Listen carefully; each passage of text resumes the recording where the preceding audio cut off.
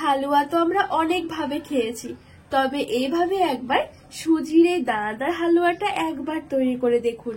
হাতে মাত্র 5 মিনিট সময় থাকলে তৈরি করে নিতে পারবেন। খেতে এতটা ভালো লাগবে যে অন্য হালুয়া খেতে আর ইচ্ছে করবে না। নমস্কার বন্ধুরা, নতুন একটা পর্ব দেখার জন্য আপনাদের সকলকে স্বাগত জানাই। আজকে আমি আপনাদেরকে ঝরঝরে দানাদার সুজির হালুয়া তৈরি করে দেখাবো। এই সুজির হালুয়াগুলো খেতে কিন্তু ভীষণ ভালো লাগে, একেবারে সহজভাবে তৈরি করে নেওয়া যায়। সকাল হোক বা রাত, যে কোনো বেলার জন্য কিন্তু ভীষণ ভালো লাগে। আর সুজির হালুয়া তো আমরা অনেক ভাবে তৈরি করে খেয়েছি, এভাবে একবার বানিয়ে দেখবেন, খেতে ভীষণ ভালো লাগে। তো চলুন আমি খুবই সহজভাবে তৈরি করে দেখাবো, আশা করছি আমাদের অনেক ভালো লাগবে। তো এবারে গ্যাস জ্বালিয়ে আমি এখানে একটা কড়াই বসিয়ে দিয়েছি। আর আজকে সকাল থেকে প্রচন্ড বৃষ্টি পড়ছে, আর এই বৃষ্টির দিনে কিন্তু গরম গরম হালুয়া খেতে বেশ ভালোই লাগে বলুন। তো এবারে আমি এখানে কড়াইটা কিন্তু আমার একটু গরম হয়ে গেছে। এবার আমি দিয়ে দেবো 2 টেবিল চামচ ঘি।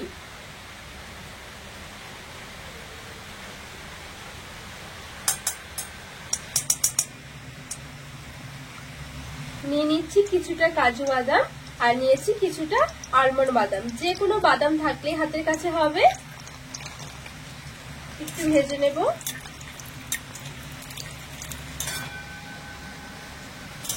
তো এখানে খুব সুন্দর করে দেখুন বাদামগুলো একটু লালচে করে ভেজে নিয়েছি। এবারে নিয়েছি এখানে আমি কিছুটা কিশমিশ, কিশমিশটা দিয়ে দেব।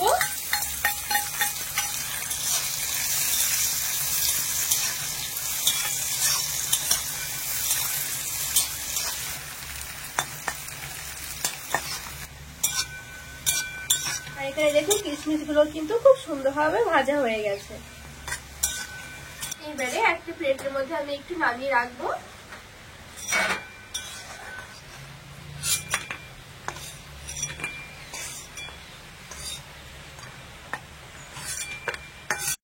এবারে একই কড়াইয়ের মধ্যে আমি নিয়েছি 200 গ্রাম সুজি, আর সুজিটা এখানে একটা বাটি মেপে নিয়েছি, 1 বাটি হয়েছে। তো এবারে কড়াইয়ের মধ্যে নিয়ে একটু ভেজে নেব।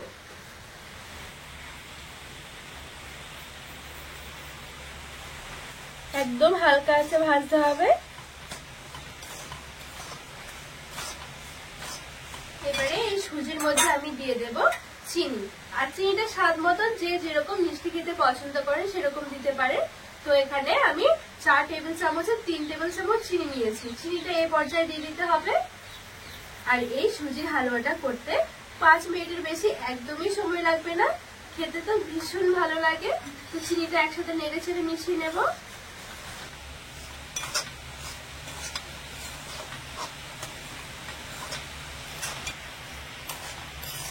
আর এখানে কিন্তু সুজিটা একটু ভালো করে ভেজে নিতে হবে। যত সুন্দর করে ভাজা হবে তত বেশি ভালো লাগবে হালুয়া খেতে। আর সুজির যে একটা এক্সট্রা কাঁচা গন্ধ আছে সেটাও চলে যাবে। আর হালুয়ার মধ্যে সামান্য একটু লবণ দিয়ে দেব।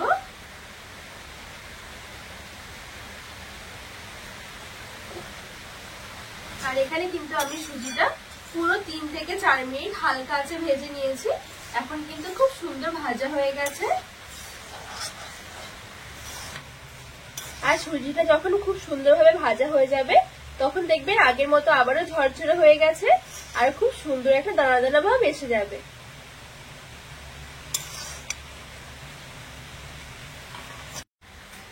এবারে আমি নিয়ে নেব লিকুইড দুধ। তো যে বাটি মেপে আমি সুজিটা নিয়েছিলাম সেই বাটির 1 বাটি নিয়ে নেব লিকুইড দুধ। আর এটা গরুর দুধ আমি আগে থেকে জাল করে একটু ঘন করে নিয়েছি। একবারে দেবো না, অল্প অল্প করে দিয়ে মেশতে থাকবো।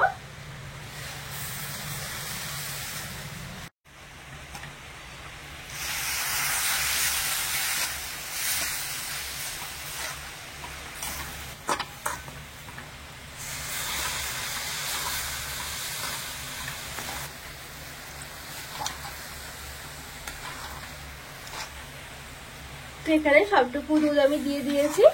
এবারে নেড়ে চেড়ে মিশিয়ে নেব ভালো করে। তো ভালো করে আমি দুধটা দিয়ে মিশিয়ে নিয়েছি। আর এখন দেখুন একটু আঠালো মনে হচ্ছে, তো ঠিক এরকমই কিন্তু হবে। আর অবশ্যই কিন্তু গ্যাসের আঁচটা একদম হালকা রাখতে হবে। এবারে যে আমি এখানে বাদাম আর কিশমিশটা ভেজে রেখেছিলাম দিয়ে দেব।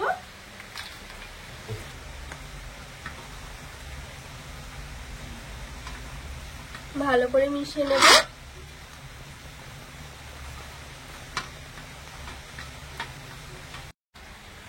এখানে আমি খুব ভালো করে সবকিছু মিশিয়ে নিয়েছি। এবারে ঢাকা চাপা দিয়ে আমি রেখে দেব 2 মিনিটের জন্য। একদমই হালকা আছে।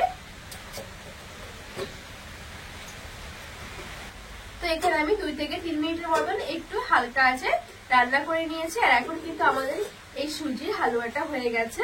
আর এখন কিন্তু একটু জড়া জড়া হয়ে আছে। এগুলো কিন্তু ভেঙে দিলে খুব সুন্দর ঝুরঝুরে হয়ে যাবে। দেখুন, তো কিছুক্ষণ নাড়াচাড়া করার পর দেখবেন খুব সুন্দরভাবে ঝুরঝুরে হতে শুরু করবে। এই দেখুন, এরকম করে হালকা হাতে একটু নাড়াচাড়া করলে কিন্তু খুব সুন্দরভাবে জড়গুলো ভেঙে এরকম ঝরঝরে হয়ে যাবে। এই দেখুন, দেখতে কতটা সুন্দর লাগছে আর কত সুন্দর ঝরঝরে হালুয়া রেডি হয়ে গেছে। খেতে ভীষণ ভালো লাগে। এভাবে অবশ্যই একবার তৈরি করে দেখবেন। তো এবারে আমি গ্যাসের আঁচ থেকে নামিয়ে নেব। আর এরকম হালুয়া সকালে হোক বা রাত, যে কোনো বেলার জন্য কিন্তু খেতে ভীষণ ভালো লাগে। বিকেলে হালকা খাবারের জন্য একবার ঝটপট তৈরি করে দেখতে পারেন, খেতে ভীষণ ভালো হয়। তো এই দেখুন কত সুন্দর ঝরঝরে হয়েছে। এবারে একটা প্লেটের মধ্যে তুলে সাজিয়ে নেব। আর কতটা দারুণ লাগছে দেখুন।